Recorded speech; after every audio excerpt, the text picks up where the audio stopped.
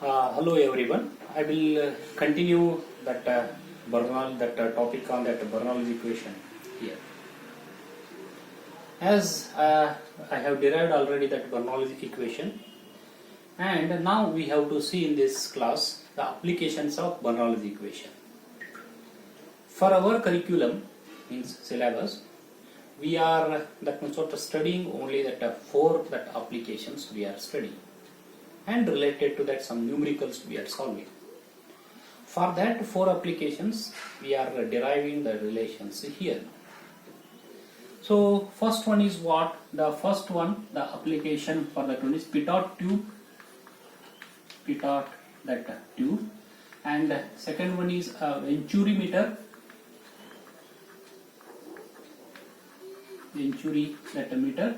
and third one is orifice meter, and fourth one is notches. These are the four applications. For that applications we are finding the formulations. That means formulae we are deriving by the use of that Bernoulli's equation. First one, the pitot tube is a very simple equipment. It will measure what? The velocity. It will measure the velocity here. What velocity it will measure? It will measure the theoretical velocity. And based on that performance of the equipment, we can take the coefficient of performance, or else that will record as the velocity coefficient. We can find that actual velocity at that point also we can find. So next one means next 2, 3, 4 are, these are the three equipments or measuring instruments used to measure the flow rate, means discharges here. Especially the Venturi meter and orifice meters, these two are used to measure the flow rates inside the pipe. Means the pipe flow is there. In case of the aisles, water distribution systems, in that cases, if we want to measure the flow rate theoretically or mathematically here, we can measure by knowing what? By knowing some diameters and some cross-sectional areas and all. So that are the known quantities. By that known quantities we can find out how much discharge is there. Discharge means it is in volume flow rate.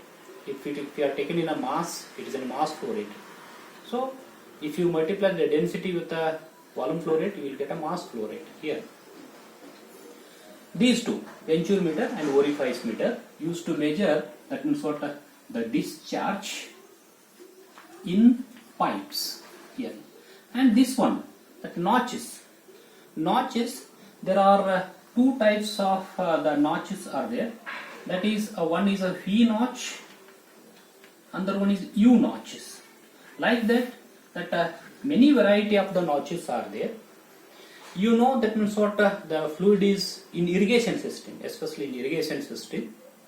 The fluid is not moving in a pipe, in canals, especially in case of the canals from the dam, that water is moving that in terms of canals like V notch, U notch shape of that canals are there, not in a pipe.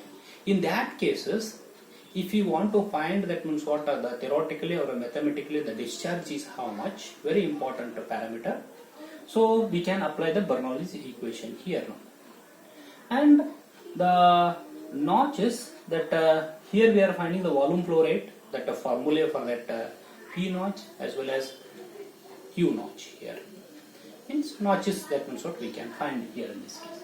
So therefore these are the four applications we are studying. Pitot tube for the measurement of the velocity at a point, and Venturi meter and orifice meter, the measurement of the discharge for that pipe flow here, and notches, these are also used to measure the discharges for that means canal flow, open flow. at it's called the open flow. That means what? Here it is used for the discharge of open flow, like canal flows and all here. So one by one we will take it here. No? First I will take that pitot, that tube. How to derive, that means what, the relation by using the Bernoulli's equation and finding the relation to find the velocity at a particular point here. Yes. Yes. Now it is a pitot tube here. Here. What is pitot tube here? Pitot tube means it is just like this is a pipe here. This is a pipe. Axis of the pipe. For example, if I want to measure the velocity at this point, fluid is flowing here, fluid flow is taking place and moving out also from this. I want to measure the velocity at this point 1 here. Just what I will do here now, I will take one transparent glass tube which has a bent of 90 degree. Means how this one now? This is a pitot tube here. This is a bent of 90 degree here. See, means what? This is a 90 degree here. Bent of 90 degree. Here is the hole. Hole is there here now. So fluid can enter into this and it can be elevated in the tube here, like this. Here. This arrangement is called as the pitot tube here. So next, what I will take here now for the derivation purpose here. So this is a point 1 here, that means what, the velocity is v1. This is the unknown quantity. This is how much we have to find in terms of formulae. And next one, immediately at the point, that means what, which is entering into the pitot tube, that point I will designate as 2 here. So velocity at that point 2, I will take this one is v2. So these are the 2 points what I am getting here now. One is the first point where that velocity has to find, the formula has to find, that is v1, and at the point 2 that velocity is v2 here. Next one, what happens actually? What happens? The fluid is flowing, enter into this the pitot tube here now. This is a pitot tube, and entering into this one now, above the level of this pipe, it will enter somewhere here. That means what? It will becomes stable. It will become stable means after that it will not moving up here now. That indicates now it is under stable. Means that height from this the above surface of the pipe, it will be taken as a h or a small h. Usually we are indicating small h here. This is the height of the fluid above the surface of the pipe in the pitot tube. What it is there here.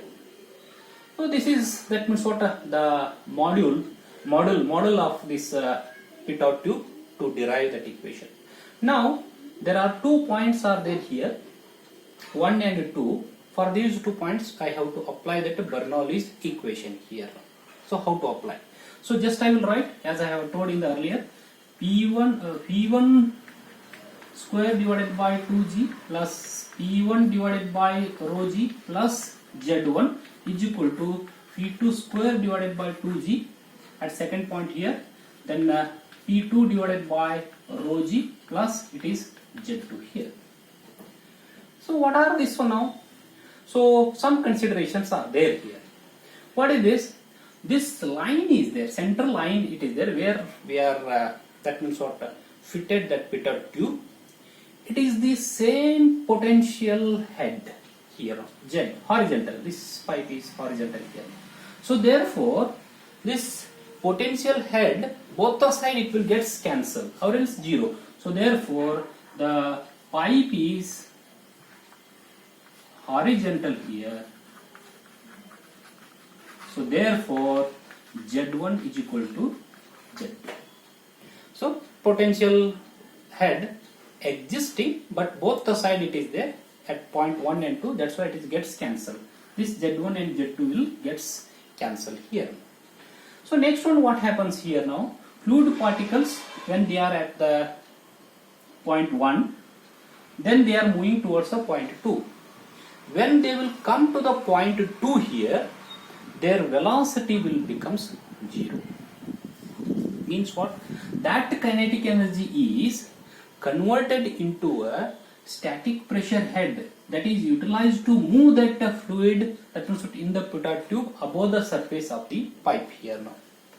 So therefore, this velocity V2 at this point, this V2 will becomes 0 here.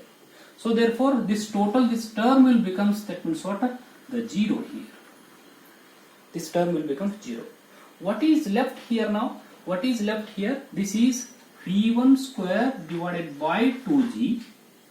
V1 square divided by 2G is equal to, so plus is there here, plus P1 is there, P1 by rho G. I will take that side here now.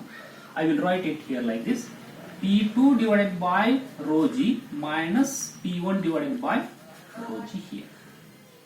So now this P2 divided by rho G minus P1 divided by rho G is also, we can write here now, P2 minus P1 divided by rho G.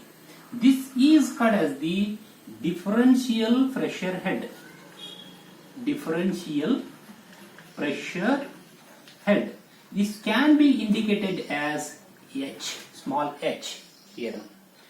What is that H here now? That H is nothing but this much is the amount of, that means what, the pressure energy, static pressure, as we have taken in case of the manometers. This is rho GH, P is equal to rho GH formula. So therefore, this is the pressure head, because H is equal to P by rho G here now. This is the pressure head which is converted from the kinetic head to here. So therefore, this equation we can, that means what, to simplify this one now, V1 square divided by 2G is equal to H. So therefore, V1 is equal to, V1 square is equal to 2GH. So therefore, V1 is equal to under square root of 2GH. Generally, we can write this is V is equal to under square root of 2GH here. This is what? This is the theoretical velocity here. Actual velocity, if we want to find, so actual velocity, phi of theoretical is equal to under square root of 2gh. Phi of actual is equal to Cv into under square root of 2gh, where Cv is the velocity coefficient here. Velocity coefficient, usually it is Cv is always it is less than 1. So here I will stop this video. So I will continue in the next video. Thank you.